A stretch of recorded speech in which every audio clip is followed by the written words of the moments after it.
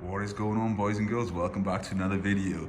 Now this is something I've wanted to do for a little while. You know, when you troll those multi-story car parks looking to see what is there, what's been sat a while.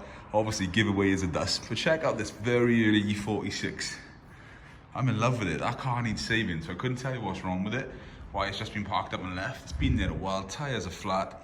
But come on, that's a rare spec. You got like the sort of split wheels on it, you got the Xenons on it.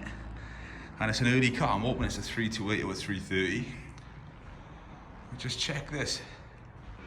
I know it's only a short little video, but it's something had to be done. What a shame. What are we saying about it? Getting rare to find these days as well. You don't see them so often.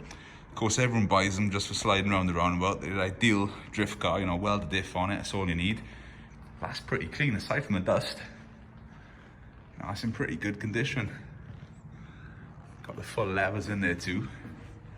I rate it. What are we saying? Complete and utter waste. That car deserves to live again, let me tell you. I'm not going to tell you where it is. Only giveaway I'm going to say is up north. That's all you need to know though. But come on, epic.